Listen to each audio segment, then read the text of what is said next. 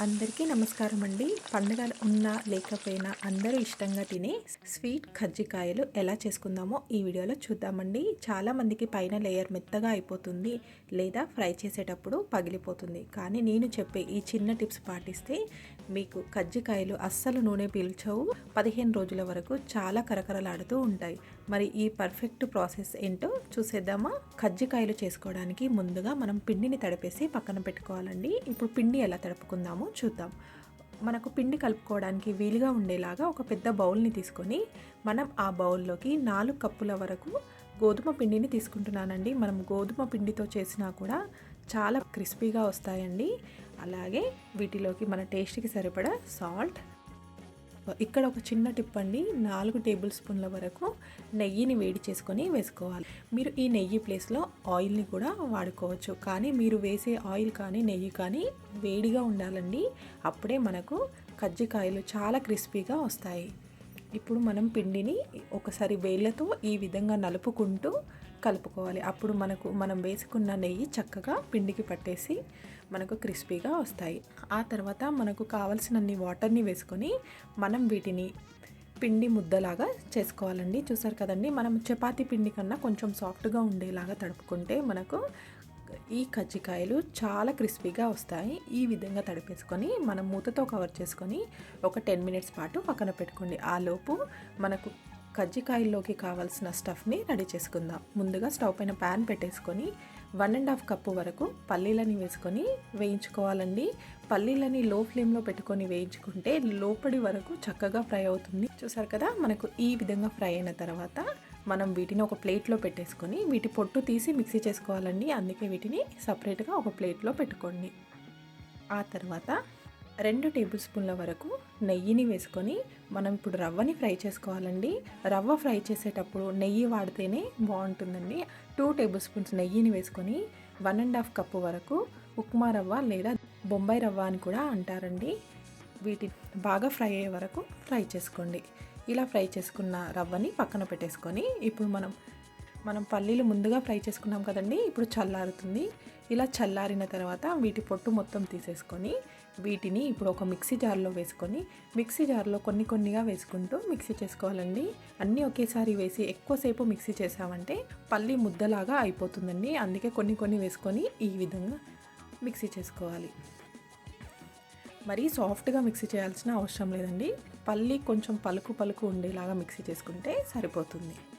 ఆ తర్వాత 1.5 కప్పు వరకు పుట్నాల పప్పుని కూడా వేసుకొని మనం ఈ పుట్నాల పప్పుని ఫ్రై చేయాల్సిన అవసరం లేదండి, డైరెక్ట్గా కూడా మిక్సీ చేసుకోవచ్చు. దీన్ని మాత్రం మెత్తని పౌడర్ లాగా మిక్సీ చేసుకోవాలి.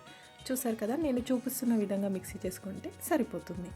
వీటిని కూడా ఒక మిక్సింగ్ బౌల్లో వేసేసుకొని ఆ తర్వాత 1/2 టీ స్పూన్ వరకు ఇలాచీ పౌడర్ని కూడా వేసుకోవాలి. ఆ తర్వాత 1 కప్పు వరకు తురిమిన కొబ్బరి పొడిని కూడా వేసుకోవాలి. నేను తీసుకుంటున్న పల్లీలు, పుట్నాలు, కొబ్బరి అన్నీ కలిపి 5 కప్స్ అవుతుందండి. అందుకే నేను 4 కప్స్ వరకు తురిమిన బెల్లంని వేసుకుంటున్నాను. 4 కప్స్ అయితే మనకు కరెక్ట్ స్వీట్నెస్ ఉంటుందండి. మీకు ఇంకా ఎక్కువ స్వీట్ కావాలి అనుకుంటే మీరు 5 కప్స్కి 5 కప్స్ వరకు బెల్లం తురుముని వేసుకోవచ్చు. ఈ విధంగా బెల్లంని వేసేసుకొని ఒకసారి బాగా కలిసేలాగా కలుపుకోండి. మనకు బెల్లం ఇలాగే పెట్టామంటే కొంచెం బెల్లం అక్కడక్కడ ఉండలు ఉంటాయండి. అందుకే మనం ఇప్పుడు కొంచెం మిక్సీ జార్లో వేసుకొని వీటన్నిటిని మరొకసారి ఈ విధంగా మిక్సీ చేసుకోవాలి. ఎక్కువగా మిక్సీ చేయాల్సిన అవసరం లేదండి, ఒక 2 రౌండ్స్ తిప్పామంటే సరిపోతుంది. ఇలా మిక్సీ చేసిన వాటన్నిటిని ఒక మిక్సింగ్ బౌల్లోకి వేసేసుకోవాలి. ఇప్పుడు మనం ఫ్రై చేసి పెట్టుకున్న రవ్వని కూడా వేసేసుకోవాలండి. రవ్వని లాస్ట్లో వేసుకోవాలండి, ఎందుకంటే మీకు బెల్లం కొంచెం జిగురుగా ఉన్నట్టయితే మనం చేసుకున్న ఈ స్టఫ్ ముద్దలాగా అవుతుంది. అప్పుడు మనం రవ్వని కలుపుకున్నామంటే మనకు మళ్ళీ పొడిగా అవుతుంది. ఈ విధంగా బాగా కలిసేలాగా కలుపుకోండి. చేయితో కలిపితేనే మనకు చక్కగా కలిసిపోతుందండి. ఇలా కలిపేసుకొని మూతతో కవర్ చేసి పక్కన పెట్టుకోండి. మనం ఇంతకుముందు తడిపి పెట్టుకున్నాం కదండి, పిండి చక్కగా నానిపోతుంది. ఈ విధంగా ముందు ఒక పెద్ద సైజు పిండి ముద్దని తీసుకొని వాటిలో చిన్న ఉండల్లాగా చేసుకోవాలి. మీరు ఎంత సైజు చేయాలనుకుంటున్నారో అంత సైజు ఉండలని చేసుకుంటే సరిపోతుంది. నేను మాత్రం ఈ సైజులో తీసుకుంటున్నానండి. ఈ విధంగా 2 చేతి మధ్యలో పెట్టుకొని మనకు ఎక్కడ క్రాక్స్ లేకుండా రౌండ్గా చేసుకోవాలి కదా. మనకి ఇలా సాఫ్ట్గా ఉంటేనే ఎక్కడ క్రాక్స్ రాకుండా కరెక్ట్గా వస్తాయండి కజ్జికాయలు. పొడి పిండిని చల్లేసుకొని మనం తీసుకున్న పిండికి కూడా పొడి పిండిని అంటుకొని మనం ఇప్పుడు సన్నగా రోల్ చేసుకోవాలి. మనం వీటిని పూరి సైజ్ చేసుకుంటే సరిపోతుందండి. మనం ఎంత సన్నగా చేసుకుంటే మనకు అంత క్రిస్పీగా వస్తాయండి. ఇలా సన్నగా చేసుకున్న తర్వాత మనం రెడీ చేసి పెట్టుకున్న స్టఫ్ని 1.5 టీ స్పూన్ పెడుతున్నానండి. ఇక్కడ ఒక చిన్న టిప్ అండి, వీటిని కవర్ చేసేటప్పుడు పాలతో కానీ నీళ్ళతో కానీ కార్నర్స్ని తడి చేసి ఈ విధంగా క్లోజ్ చేసుకోవాలి. అప్పుడే మనకు ఆయిల్లో వేసినప్పుడు ఊడిపోకుండా కరెక్ట్గా ఉంటుంది. మనకు ఈ కజ్జికాయలు కరెక్ట్ షేప్లో ఉండాలి అనుకుంటే ఈ విధంగా చాకుతో ఒకసారి రౌండ్గా కట్ చేసుకొని ఫోక్తో ఇలా డిజైన్ చేసుకోండి. చూసారు కదండి, ఫోక్తో ఇలా లైట్గా ప్రెస్ చేసామంటే మనకు చూడడానికి బాగుంటుందండి. అందుకే నేను ఈ విధంగా ఫోక్తో పెడుతున్నాను. మీకు వద్దు అనుకుంటే మీరు స్కిప్ చేసుకోవచ్చు. అన్ని కజ్జికాయలను చేసేసుకొని ఒక ట్రేలో పెట్టేసుకొని ఇవి వాడిపోకుండా ఉండడం కోసం ఒక క్లాత్తో కవర్ చేసుకోండి. ఇలా కవర్ చేయడం వలన మనకు కజ్జికాయలు వాడిపోకుండా మనం చేసినప్పుడు ఎలా ఉంటుందో ఫ్రై చేసేటప్పుడు కూడా అలాగే ఉంటాయండి. వీటిని ఒక్కొక్కటి చేసుకుంటూ ఫ్రై చేయడానికి రాదు కదండి, అందుకే మనం వీటన్నిటిని ముందుగా చేసుకొని ఆ తర్వాతే ఫ్రై చేసుకోవాలి.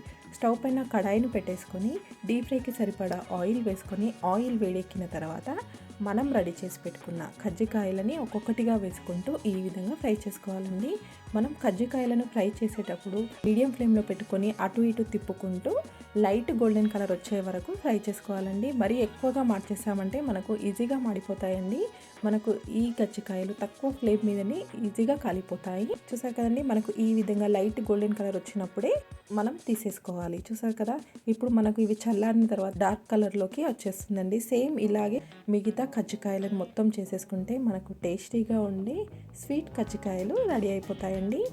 ఈ విధంగా చేశారంటే మీకు కజ్జికాయలు క్రిస్పీగా ఆయిల్లో వేసినప్పుడు పగిలిపోకుండా కరెక్ట్గా వస్తాయండి. చూసారు కదండి, సింపుల్ ప్రాసెస్లో ఇలా కజ్జికాయలు చేసుకున్నామంటే చాలా బాగుంటుంది. మీరు ట్రై చేయండి. Thank you for watching.